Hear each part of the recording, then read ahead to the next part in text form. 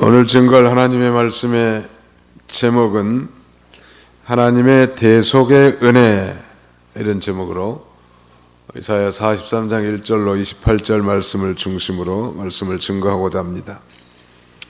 42장에서는 하나님께서 장차 세월 이 구원자가 종의 속성을 지닌 자라는 걸 언급했는데요, 이사야가 그 구원자가 이룰 사역이 죄의 문제, 그 죄의 문제를 해결하는 이 대속인 것을 부각시키는 거예요.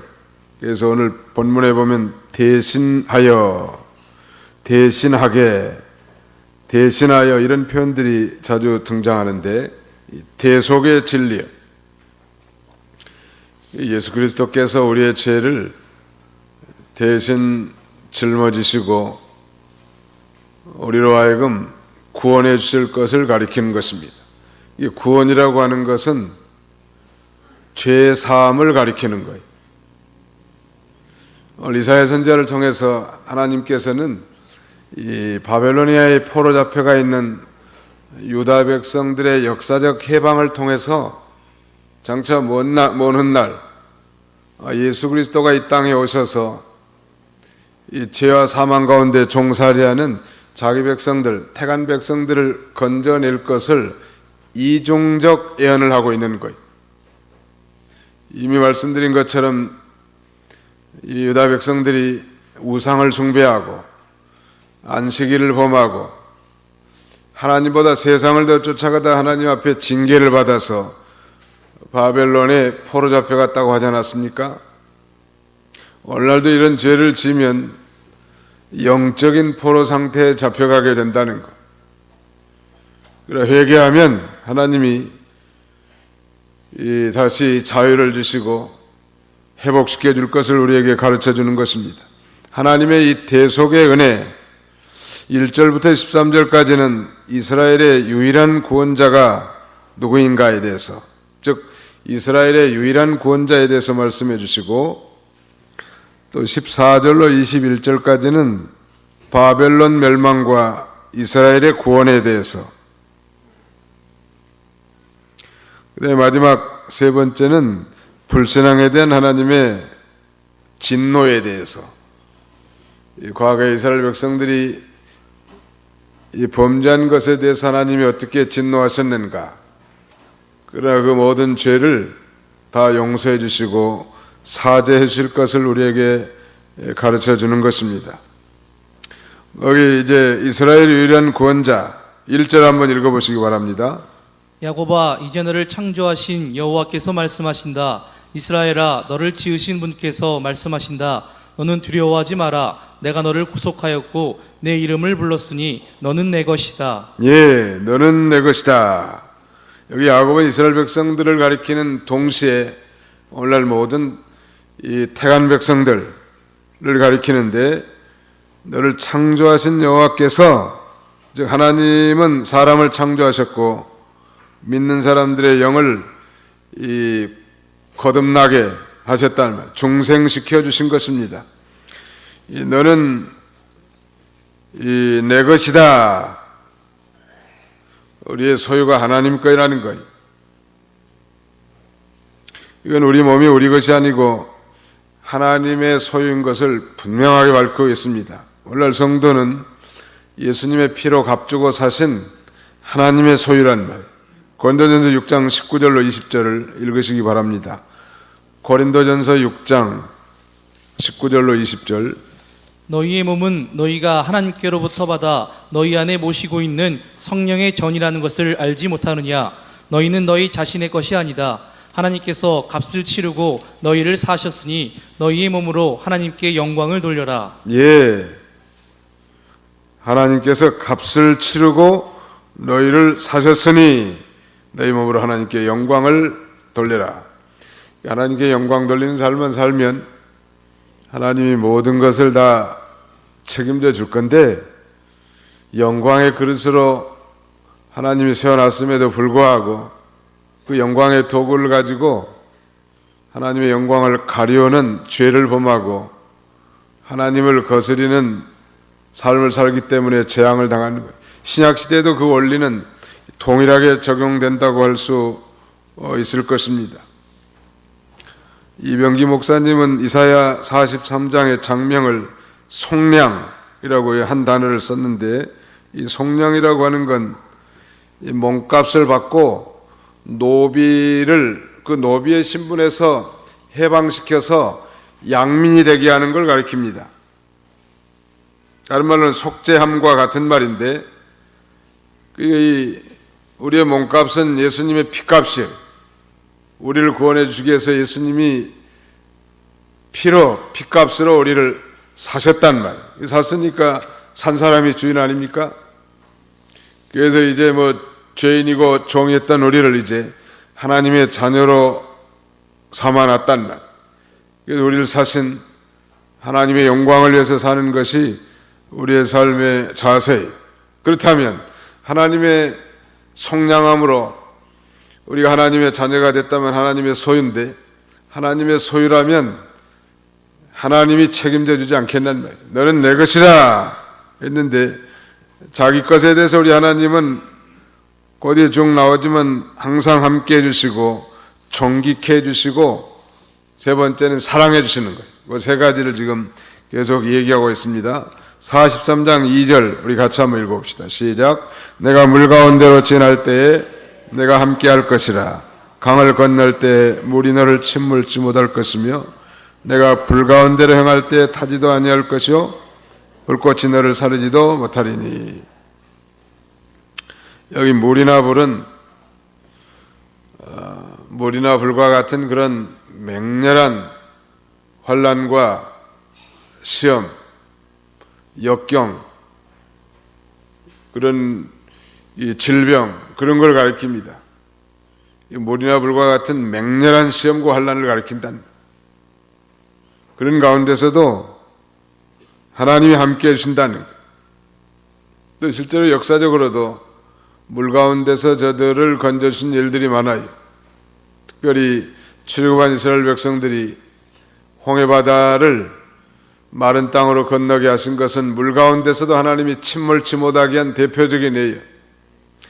그 다음에는 이 불꽃, 이 불 가운데로 지날 때에도 내가 타지 아니할 것이고 그랬는데, 이 사드락과 메삭과 아벳느고가 다니엘의 세 친구 우상에게 절하지 않다가 풀무불에 던져졌을 때 하나님께서 그들을 이 풀무불 가운데서도 보호해 주셨단 말. 이같이 대간 백성이 여러 가지 환난과 역경을 당할 때 하나님이 함께 해주시고 보호해 주신 하나님이, 우리가 이 세상에 살 때 이런 환난들이 많이 있단 말이에요. 우리 하나님이 그 모든 환난과 시험 가운데서 우리를 지켜주신 하나님이시죠. 시편 66편 12절을 한번 읽으십시오. 시편 66편 12절.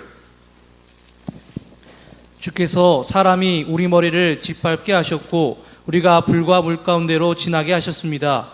그러나 주께서는 우리를 풍요로운 곳으로 인도하셨습니다. 예, 우리가 불과 물 가운데로 지나게 하셨습니다.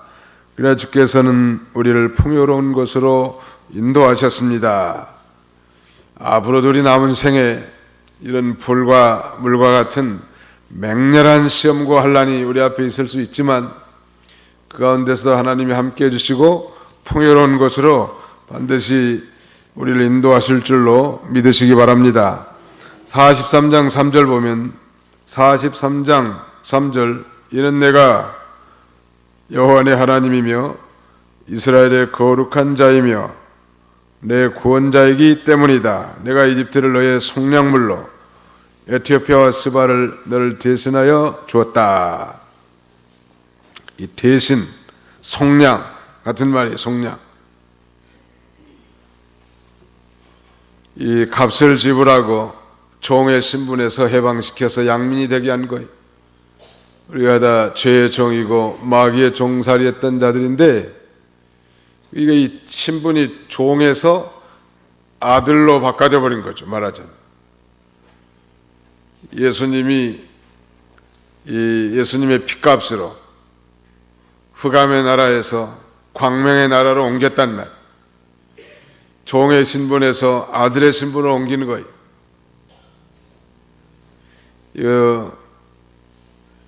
여호와 하나님은 택한 백성의 하나님이시고 거룩한 하나님이신데, 내가 이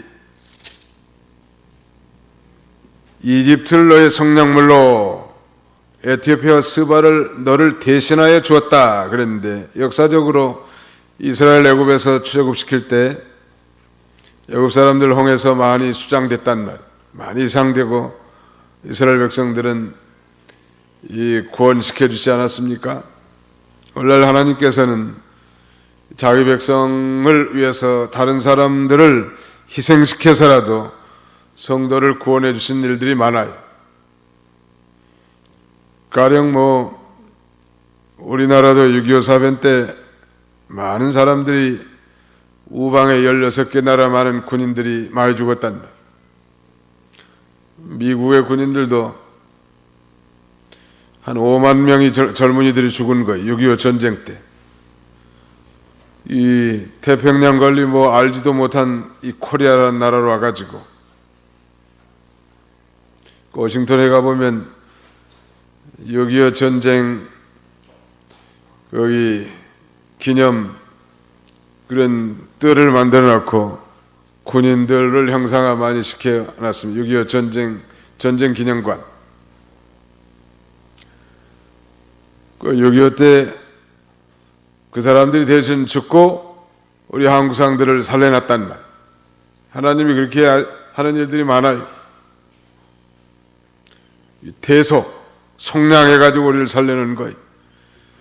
그 다음에 4절 보면, 4절 말씀 보십시오. 너는 내 눈에 보배롭고 존귀하니 내가 너를 사랑하며 내가 너를 대신하여 사람들을 내어주고 백성들로 내 생명을 대신하게 하겠다. 하나님이 이스라엘을 권하는 것은 그들이 다른 민족들보다 월등하게 선하거나 의로워서가 아니라 오직 하나님의 그 주권적인 사랑이, 하나님이 사랑의 대상자로 선택해놨단 말. 그래서 이 보배롭고 존귀하게 하신 것인데, 우리가 언제나 우리 자신들도 마찬가지. 우리가 다른 사람들보다 의롭고 선한 사람이라서 택해서 구원시켜 준 것이 아니라, 우리의 이 구원은 무조건적인 거예요. 무조건. unconditional. 무조건적인 거라. 창세전에 하나님의 사랑의 대상자로 선택해놨단 말. 그래서 때가 되니까 이 복음이 믿어지고 모든 죄 사함을 받고 하나님의 자녀가 된 것은 하나님의 무조건적인 사랑이에요. 그래서 이제 하나님 우리 아버지가 되고 우리는 그 자녀들이 됐단 말. 자녀를 아끼지 않는 아버지가 없는 것처럼 우리 하나님이 어떤 가운데서도 우리를 보배롭고 존귀하게 여기는 거예요. 믿으시기 바랍니다.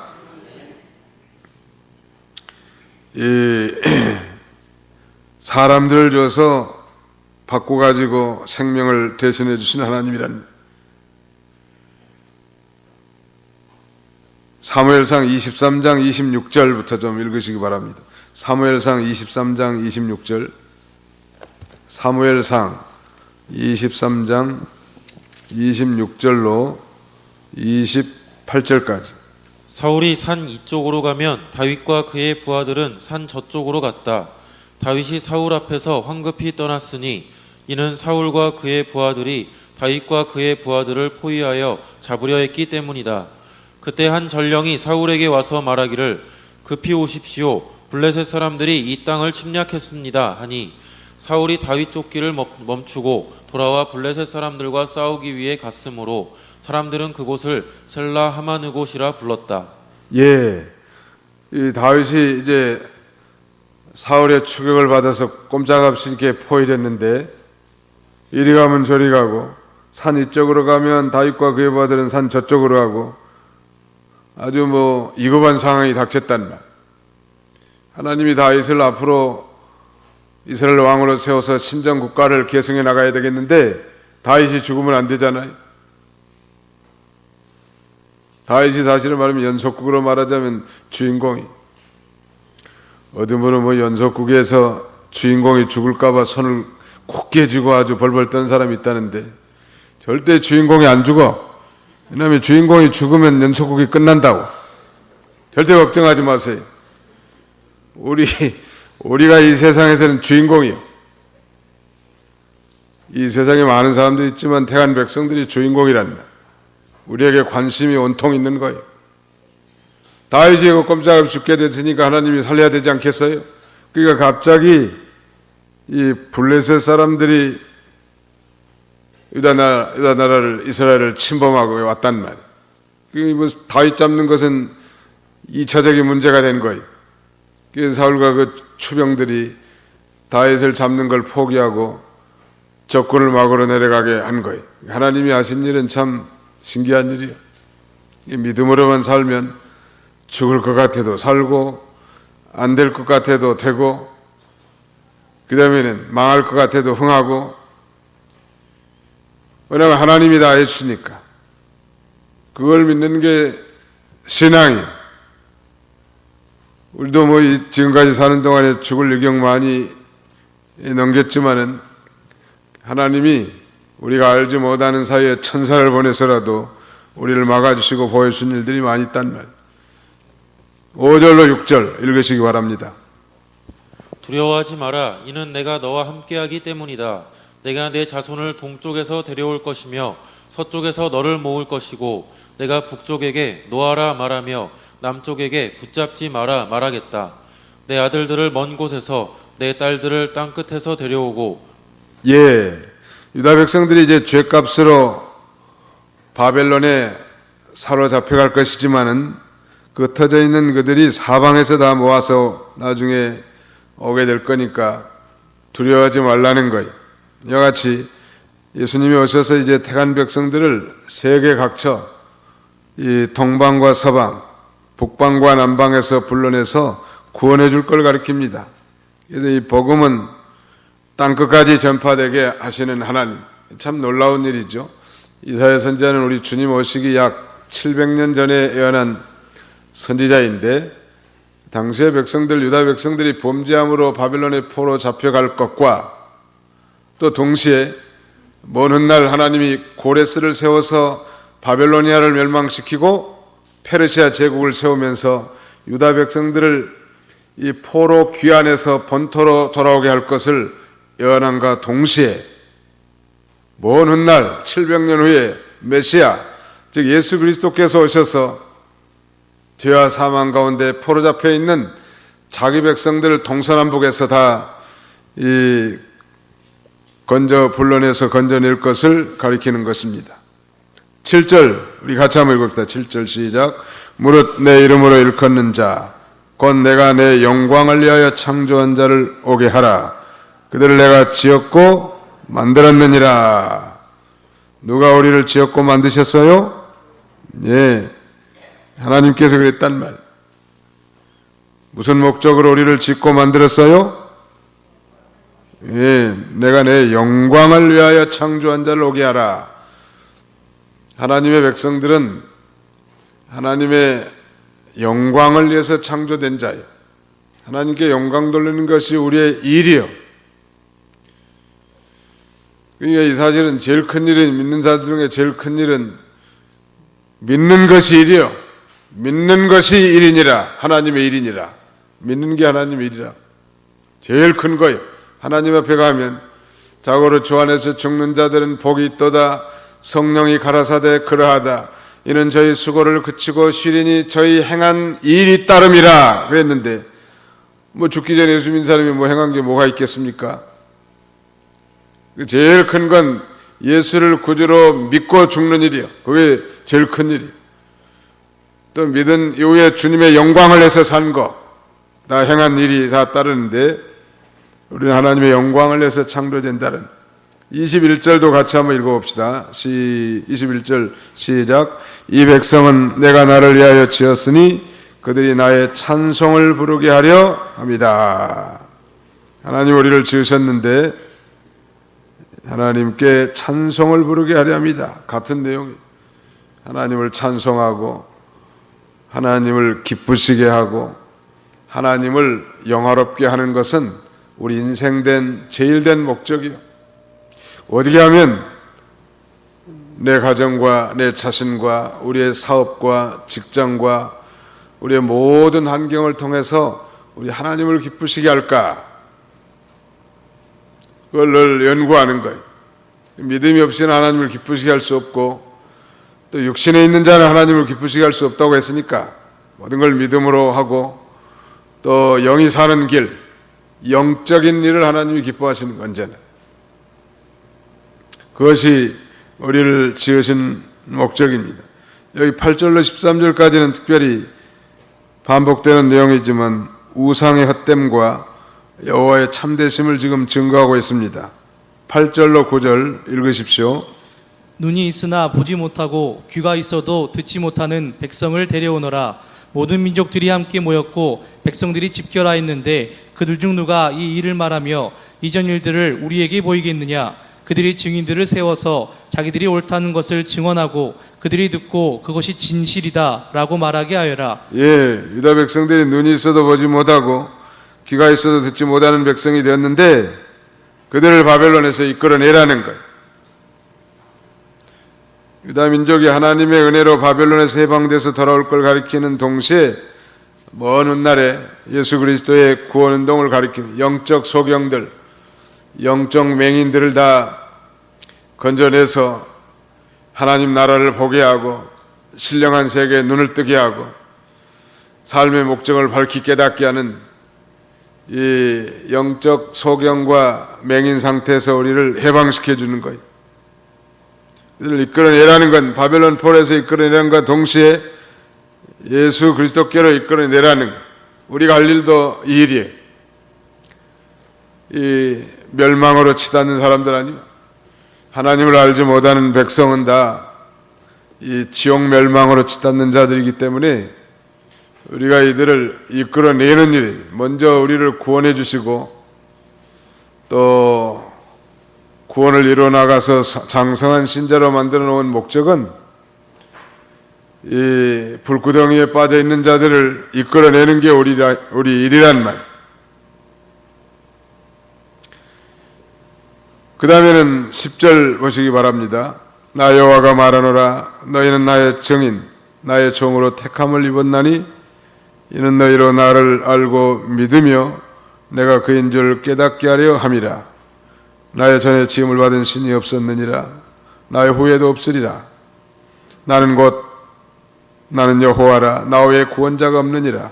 내가 고발하였으며 내가 고하였으며 고안하였으며 그랬는데 하나님은 참되신 신이시기 때문에 하나님이 하신 일을 막을 자가 없다는 거예요. 하나님만이 유일한 구원자인 것을 이렇게 증거하는 것입니다. 거기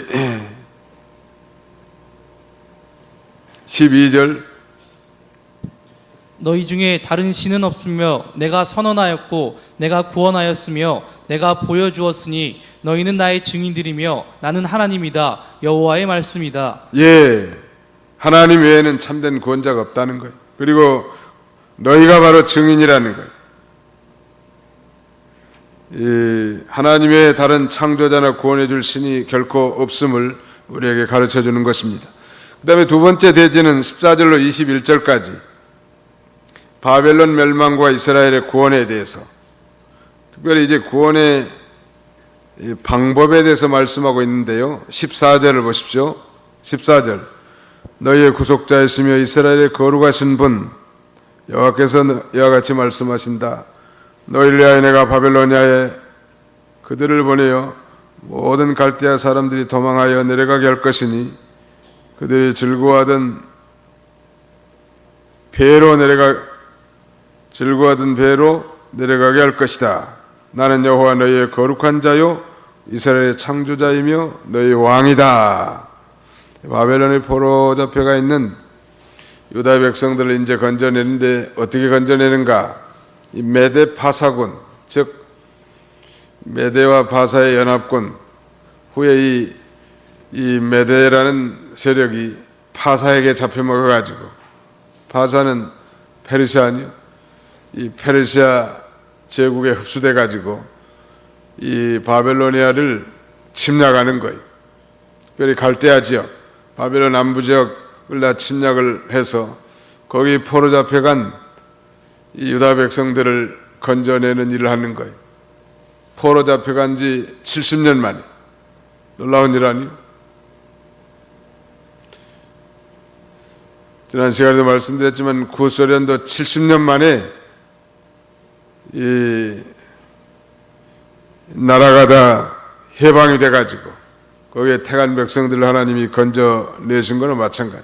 원래가 우리 해방된 지가 지금 70년 된 해기 때문에 많은 사람들이 한국에 관심을 갖고 있고 그런 기대를 하고 있는 게 사실이에요. 그 70이라는 숫자가 역사적으로 많이 적용이 되어 왔기 때문에. 근데 그 70이 해방 때로부터면 70년이지만 6.25 때로 계산하면 65년이라는 말. 그래도 뭐 하나님이 아무튼 이 조만간에 북한이 뭐 무너지게 하든지 완전 개방을 해서 복음이 들어가게 하든지 하나님이 북한에 있는 태간 백성들을 다 건져내실 게 분명하단 말 믿으시기 바랍니다. 우리가 이걸 위해서도 기도하는 거예요. 워싱턴에 제일 큰 교회가 워싱턴 중앙장로교회인데 거기 원로 목사님이 이원상 목사님이라고 양반은 뭐 기도할 때마다 뭐 조만간에 이 북한이 평화적으로 통일되게 해달라고 얼마나 뭐 간절히 기도하는지 알 수 없어요. 그 미국에도 이북에서 내려온 사람들이 상당히 많다. 이북에서 145태 때 내려온 사람들, 미국에 이민 가가지고 사는 사람들 많은데 얼마나 뭐 이북만 생각하면 눈물을 뚝뚝 흘리더라.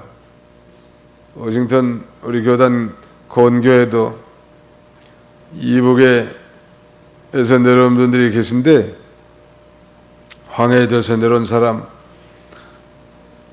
또 평양에서 내려온 사람, 함경북도에서 내려온 사람, 이북 얘기만 하면 눈물을 뚝뚝 흘려. 제가 뭐 그분들을 말하면 아들 같은 뻘이 되는데 아들 같은 뻘 목사 앞에서 뭐 눈물을 달구똥 같은 눈물을 뚝뚝 흘리면서 살아생전에 자기 고향에 한번 가보고 죽고 싶다는. 내가 보기에는 가기는 틀렸어. 다리는 덜덜 떨지 뭐 이제 뭐 연세가 뭐 80이 넘어서 많이 힘들어졌다. 얼마나 한이 맺혔으면 그런 생각을 갖겠난 말이에요. 뭐 그분들 뿐이겠습니까? 천만 이상 가족들이 지금 많이 뭐 세상 떴지만 이 70이라는 숫자에 상당히 기대감을 갖고 있을 거라. 이 70이라는 건 하나님의 이 만수고 예정된 수기 때문에 우리가 정확히 알 수는 없지만 하나님이 살아계시기 때문에 반드시 북한에 있는 태간 백성들도 복음을 듣게 할 거고 그 다음에는 복음으로 불러서 구원을 시킬 것이 분명하단 말. 우리는 이 하나님의 선민의 범죄로 말미암아 바벨론에 포로 잡혀갔던 유다 백성들의 이 포로 귀한 예언의 메시지를 통해서 그걸 배우는 거예요. 하나님은 반드시 회복시키신 하나님. 그러나 범죄하면 징악상선, 악을 행하면 징계를 하고 선을 행하면 상을 주신 하나님이랍니다. 우리 그리스도인들이 이걸 믿어야 돼. 따라서 합시다. 징악상선. 우리 대답이 좀 시원찮아요. 다시 한번 합시다. 징악상선. 이 악을 행하면 징계를 받고 선을 행하면 상을 준다는 말이에요. 다른 말로 하면 상선벌악이라고도 할 수 있죠. 상선벌악의 하나님, 징악상선의 하나님. 상선, 선을 행하면 상을 주시고 벌악, 악을 행하면 벌을 주시는 하나님이란. 자기 태간 백성이라도 하나님이 그렇게 죄를 지으니까 징치하시는 하나님이라니.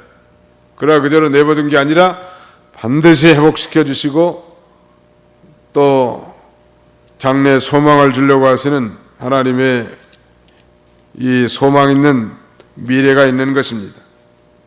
15절 나는 여호와 너희의 거룩한 자요 이스라엘의 창조자이며 너희 왕이다. 여호와께서 말씀하신다. 바다의 길을 걷샘물 가운데 통로를 내시며 병거와 말과 군대와 전사를 이끌어내어 그들이 다 함께 엎드려져 일어날 수 없게 하고 그들이 소멸하여 심지처럼 꺼져가게 하신다. 너희는 이런 일들을 기억하지 말며 옛적 일들을 생각하지 마라. 보아라 내가 새 일을 행할 것이니 이제 그것이 나타날 것이다. 너희는 그것을 알지 못하겠느냐? 참으로 내가 광야의 길을 사막의 강을 낼 것이다. 여호와께서 이제 새 일을 행하실 것을 약속하신 것입니다. 이전 일이나 옛적 일은 과거에 이집트에 종살이하던 이스라엘 백성들을 해방시킨 일이라고 하면 새 일은 이제 바벨로니아에 포로 잡혀가 있는 유다 백성들을 포로 귀환시킬 일을 가리키는 거예요. 역사적으로. 그러나 예언적으로는 이 새 일은 장차 예수 그리스도를 통해서 죄와 사망 가운데 종살이하던 자를 구원해 주실 것을 우리에게 가르쳐주고 있습니다. 그래도 과거 출애굽 시의 구원사역이 장차 있을 이 바벨론의 해방 사역, 아니 먼 훗날 있을 그리스도로 말미암은 구원 사역으로 인해서 이제 무색해질 것을 가리키는 거예요. 그래서 어떤 이는 바벨론에서의 포로 귀환을 제2 출애굽이라는 표현을 사용한 분도 계세요. 제1 출애굽은 바로 이집트에 종살이한 자기 백성들을 건져내는 일 아니었습니까? 20절 우리 같이 한번 읽읍시다. 20절 시작. 장차 들짐승 20절 시작. 들짐승들 곧 이리와 타조들이 나를 존경할 것이니 이는 내가 광야에서 물을 주고 사막에 강을 내어 나의 백성 나의 택한 자가 마시게 할 것이기 때문이다. 들짐승 이리와 타조들이 하나님을 존경할 것이고 광야에서 물을 주고 사막에 강을 내서 자기 백성들이 다 마시게 하겠다는. 여기 지금 이리와 타조들은 이방 죄인들을 가리킵니다. 이방인들. 이리는 물고 찢는 것을 상징하고 타조는 무정한 걸 상징하는 동물인데 산악고 악독하고 잔인한 무정한 그런 이방 죄인들을 불러서 하나님께서 장차 구원의 생수를 마시게 하고 하나님을 공경하게 만들겠다는 거예요. 하나님께서는 이 이리와 타조 같은 우리 이방 사람들을 불러서 하나님의 자녀로 삼아주시고 하나님께로 인도해서 하나님을 섬기게 해놨단 말. 언제나 이걸 우리가 잊지 말아야 합니다. 우리가 일이 구약에는 실랑이라고 되어 있는데 실랑이와 타조와 같이 참 이방 민족으로서 무정하고 그 다음에는 이 하나님도 모르고 우상 섬기는 그런 존재들이었는데 하나님께서 우리에게 이 영적 생명수 즉 예수 그리스도를 믿고 구원을 받게 하신 것을 감사하고 하나님의 자녀로 날마다 하나님 앞에 찬송과 영광을 돌리는 삶을 살아야 할 것입니다. 오늘 여기까지만 살펴보고 시간이 다 돼서 기도하겠습니다. 살아계신 하나님